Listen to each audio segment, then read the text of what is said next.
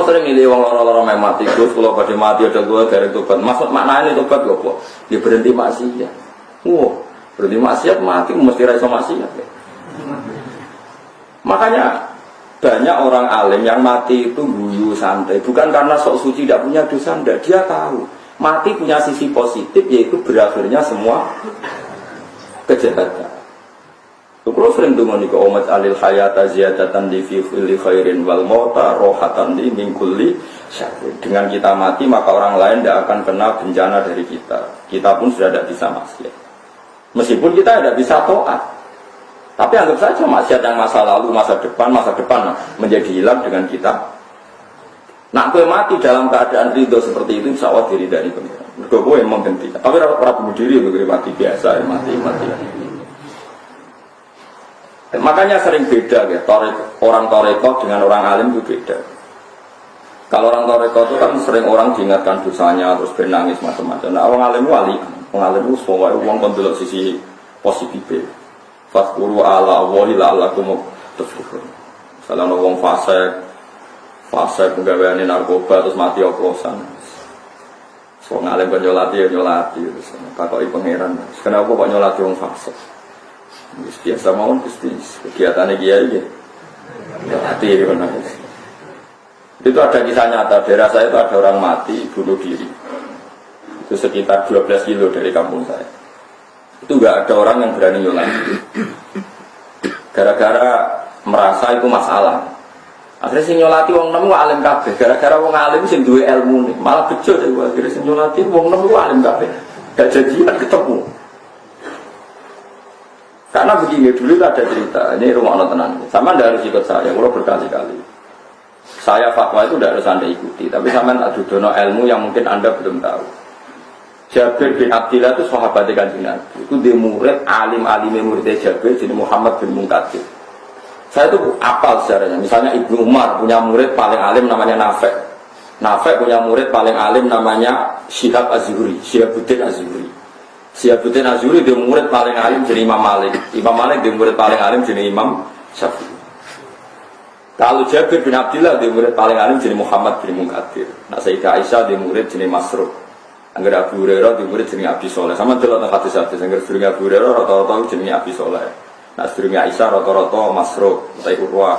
Nah sedurunge Jabir rata-rata Muhammad bin Munkadir. Muhammad bin Munkadir itu kalau ada orang fasik mati itu dia datang nyolati ngimami. Padahal Muhammad bin Munkadir terkenal wali. Ketika ditanya, bagaimana mungkin anda orang soleh, bahkan ketuanya orang soleh nyolati orang fasik? Engkau jadi presiden buruk bahwa orang fasik pun sama dengan orang soleh, bodoh-bodoh disolati orang hebat. Gitu. Padahal aturan fikih kan tidak begitu. Aturan fikih itu kalau ada orang fasik meninggal, itu tetap disuruh nyolati. Tapi yang sholat jangan orang tokohnya, jangan orang topnya. Tapi Muhammad bin Munkadir tetap datang, dia nyolati. Di global Malik dalam fikih kita, misalnya ada orang mati oplosan atau mati utangnya akhir nyaur dan dia mentalnya buruk. Itu dari hampir semua ulama mengatakan sebaiknya tokoh setempat tidak boleh nyolati. Atau orang soleh topnya setempat tidak boleh nyolati supaya jadi pelajaran, zajrun. Tapi tetap harus ada yang nyolati karena itu haknya orang muslim kalau mati harus.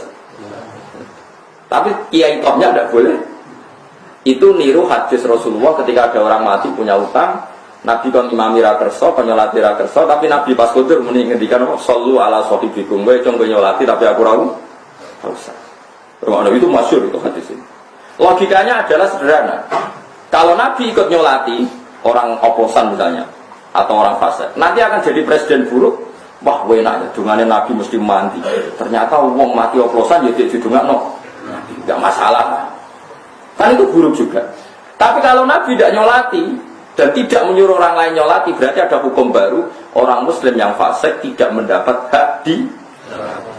Itu juga resiko. Resikonya adalah nanti ada ritual baru. Orang-orang fasik kalau mati berhubung rano kiai nyolati, wong liya nyolati, mereka bikin tradisi mengantar kuburannya wong oplosan. Dibeni arak ning kuburane terus macam-macam. Kok selawatane yo nganggo gaple misalnya tahlilane nganggo minum-minuman. Tapi barokah kiai-kiai Indonesia itu pinter, wong fasik lawe ditahlili. Pikirane anggap ae nget ruangane wong main gaple tertutup. Ini jenis darul mafasid muqaddamun. Mergo daerah-daerah sing ora ana tahlilan kok sing mati wong fasik kuwi malah digogaple tenan. Iki ora urusan kitab-kitab, madzhab kitab-kitab lho, iki urusane masing-masing. Artinya misalnya wong fasik mati, sing teko kaya kanca-kancane wong fasik. Kalau kita tradisi kita sudah baik, saya ulang lagi, tradisi kita sudah baik. Wong fasik mati, itu sing nyolati nggih kula, kok sing nahlil ya kancaku kiai. Kalau kita tidak mau, pasti yang nganter ya kancane fasik. Kok diterowong katokan cekak, diterowong nganggo arang malah ruwet. Mendingan kita ngalahi berprosesi ala Islam. Itu disebut darul mafasid muqaddamun ala jalbil masalah. Toh tidak ada kemungkinan masyarakat memahami kita salah.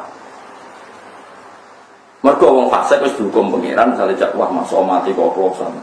Besok ben piye sudah sampai ditiru. Ya seperti itu. Irungokno tenan iki. Mergo kalau kita tidak datang, engkau terjadi tradisi baru